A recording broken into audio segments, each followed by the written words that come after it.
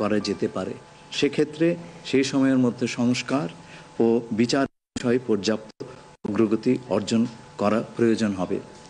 জনাব তারেক রহমান প্রধান উপদেষ্টার এই অবস্থানকে স্বাগত জানান এবং দলের পক্ষ থেকে তাকে ধন্যবাদ জ্ঞাপন করেন। প্রধান উপদেষ্টাও জনাব তারেক রহমানকে ফলপ্রসূ আলোচনার জন্য ধন্যবাদ জানান। আপনাদের সবাইকে ধন্যবাদ। আমরা 7টা কোশ্চেন নিব। আপনারা কোশ্চেনগুলো করবেন হচ্ছে আমাদের national security adviser doctor Khalilur Rahman এবং বিএনপির স্ট্যান্ডিং কমিটির মেম্বার আমির খসরু মাহমুদ চৌধুরী। প্লিজ। আমার একটা প্রশ্ন, জুলাই সনদ নিয়ে কোনো কথা হয়েছে কি আজকের বৈঠকে?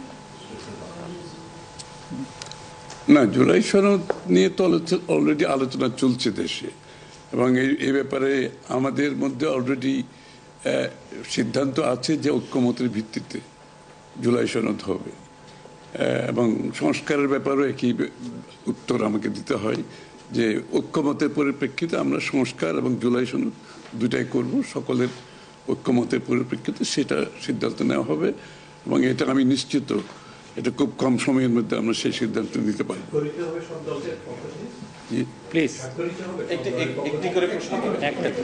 হ্যাঁ, ঐক্যমত যেখানে হবে স্বাভাবিকভাবে ঐক্যমতের পরিপ্রেক্ষিতে যে সিদ্ধান্ত হবে স্বাক্ষরিত তো হবেই, না হওয়ার কোনো কারণ তো নেই। Please please please please please উনি হচ্ছে যে যেটি বারবার যে কথাটি বলা হচ্ছে যে নির্বাচনের একটি সঠিক তারিখ নির্ধারণে আসলে সমস্যাটা কোথায়? একটি সঠিক তারিখ সুনির্দিষ্ট তারিখ, এর কোনো সমস্যাই নাই। আমরা কোনো সমস্যা দেখছি না। কেউ দেখলে পারে এটা ভুল দেখছেন। নির্বাচনের সম্পর্কে আজকে যৌথ বিবৃতিতে আমরা বলে দিয়েছি দুপক্ষই, এবং নির্বাচন কমিশন আমরা আশা করব শীঘ্রই একটা তারিখ ঘোষণা করবে। নির্বাচনের কথা হচ্ছে দেশের রাজনৈতিক পরিবেশে অন্যান্য বিষয় নিয়ে কথা হচ্ছে, সব বিষয়ে আলোচনা তো হবে স্বাভাবিক। আমরা তো নতুন বাংলাদেশ গড়ার প্রত্যয় নিয়ে সামনের দিকে এগোচ্ছি। সবাই আমরা চাই দেশ গড়ার যে প্রত্যয় আমরা নিয়েছি, আমরা ঐক্যবদ্ধভাবে সেই কাজটা করব।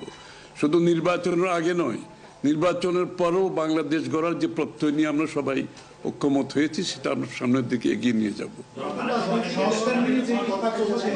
একজন প্লিজ প্লিজ উনি বলুন। সংস্কার নিয়ে যে দীর্ঘ আলোচনা হচ্ছিল, সেই সংস্কার বিষয়ে বিএনপির পক্ষ থেকে বা তারেক রহমান সাহেবের পক্ষ থেকে আপনারা কিভাবে রিঅ্যাক্ট করেছেন? যে আবার স্যার আমি শুনি, যে সংস্কার নিয়ে যে বর্তমান সরকারের যে একটা বিশাল রূপরেখা তৈরি হয়েছে, একটা বিশাল তালিকা, সেই তালিকা নিশ্চয়ই আজকে আপনাদের সামনে উপস্থাপন করা হয়েছে। যে সংস্কার বিষয়ে আপনাদের মতামত কি? বিএনপি কিভাবে সেটাকে? না না, এটা তো পরিষ্কার। এটা এখানে না বোঝার কোনো কারণ নাই। বিষয়টা হচ্ছে সংস্কার। চিফ অ্যাডভাইজার সাহেব, তারেক রহমান সাহেব, আমরা সবাই একই কথা বলছি। যে বিষয়গুলোতে ঐক্যমত হবে সেগুলোতে সংস্কার হবে, তাই না? তো সংস্কারের বিষয়টা একটা চলমান প্রক্রিয়া। এমন না যে আজ সব সংস্কার এখন শেষ হয়ে যাবে। এটা নির্বাচনের আগেও কিছু সংস্কার হবে যেখানে ঐক্যমত হবে, আর নির্বাচনের পরেও সংস্কার অব্যাহত থাকবে। কারণ আমরা যেই দেশ গড়ার প্রত্যয় নিয়েছি, সংস্কারের প্রয়োজনীয়তা সবাই অনুভব করছে এখানে। সুতরাং আগে পরে সংস্কার চলতে থাকবে। Please please please please. আমার হচ্ছে তারেক রহমান দীর্ঘদিন ধরে এখানে অবস্থান করছেন এবং স্বরাষ্ট্র উপদেষ্টাও বলেছেন ওনার দেশে ফিরতে কোনো বাধা নেই। ওনার এই ব্যাপারে কোনো আলোচনা হয়েছে কিনা বা কবে দেশে ফিরতে পারে? এই ব্যাপারে আলোচনার কোনো প্রয়োজনীয়তা আছে বলে আমরা মনে করি না। তারেক রহমান সাহেব যখনই ইচ্ছা উনি দেশে ফিরে যেতে পারবেন, সুতরাং এটা সিদ্ধান্ত উনি নেবেন সময় মতো। আমি একটা প্রশ্ন করতে চাই। আমার প্রশ্ন আছে যে শেখ হাসিনার যে এই যে হত্যাযজ্ঞ, সেই হত্যাযজ্ঞের যে বিচার প্রক্রিয়া, সেই বিচার প্রক্রিয়ার সাথেও কিন্তু একটা বিষয় জড়িত। তিনি বলেছেন যে তার সময় অর্থাৎ নির্বাচনের আগেই শেখ হাসিনার যে বিচার প্রক্রিয়া তিনি শেষ করতে চান এবং পরবর্তী তাকে ফিরিয়ে আনার ব্যাপারে তিনি সিদ্ধান্ত নেবেন।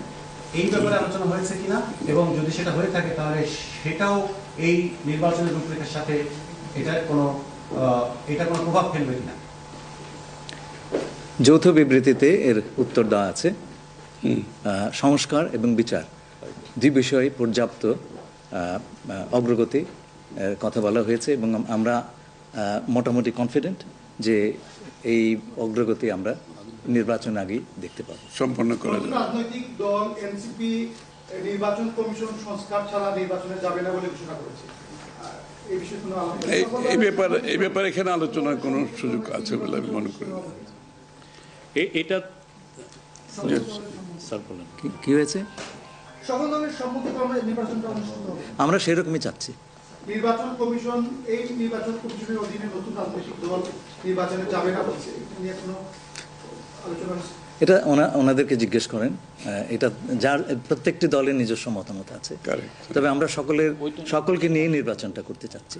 আচ্ছা, তাহলে কি আমরা বলতে পারি যে এপ্রিলে যে ঘোষিত যে নির্বাচনের রূপরেখা, তাহলে সেখান থেকে সরকার কিছুটা সরে আসতে চাচ্ছে বা আসবে? যৌথ ঘোষণায় এই বিষয়টি সুস্পষ্টই বলা আছে। আপনারা শুনেছেন, যদি সকল কাজ সময় মতো আমরা করতে পারি এবং বিচার ও সংস্কারের ব্যাপারে পর্যাপ্ত অগ্রগতি হয়, তাহলে নিশ্চয়ই সেটা করা যেতে পারে। এখানে আমি একটু অ্যাড করি যে ইয়ের সাথে, যে মিটিংটা প্রথমে আমাদের দুই সাইডের ডেলিগেশনের সাথে হয়েছে এবং পরবর্তীতে 1 to 1 ওনারা দুজনে দীর্ঘ সময় আলোচনা করেছেন। আপনারা কি সন্তুষ্ট কিনা? নিশ্চয়ই নিশ্চয়ই সন্তুষ্ট, নিশ্চয়ই সন্তুষ্ট। শুধু আমরা তো বলছি নির্বাচনের আগে নয়, নির্বাচনের পরও দেশ গড়ার ক্ষেত্রে আমরা সবাই একসাথে কাজ করতে হবে, নতুন বাংলাদেশ করতে হবে। আর সন্তুষ্ট না হলে তো যৌথ ঘোষণায় আসবার কথা নেই। এখন যে বিচার প্রক্রিয়া চলছে বিগত সরকারের যেগুলো আপনি একবার কোশ্চেন করে দেন। প্লিজ। না আর একটা লাস্ট কোশ্চেন নিব, লাস্ট একটা কোশ্চেন নিব। জি, জাতীয় ঐক্যমত্যের সরকার গঠনের বিষয়ে কোনো আলোচনা হয়েছে কি? না, এটা তো নির্বাচন পরবর্তী সিদ্ধান্ত, যারা নির্বাচিত হবে তাদের সিদ্ধান্ত। সুতরাং এখানে তো আলোচনা হওয়ার কিছু নাই। Thank thank you. You. Thank you.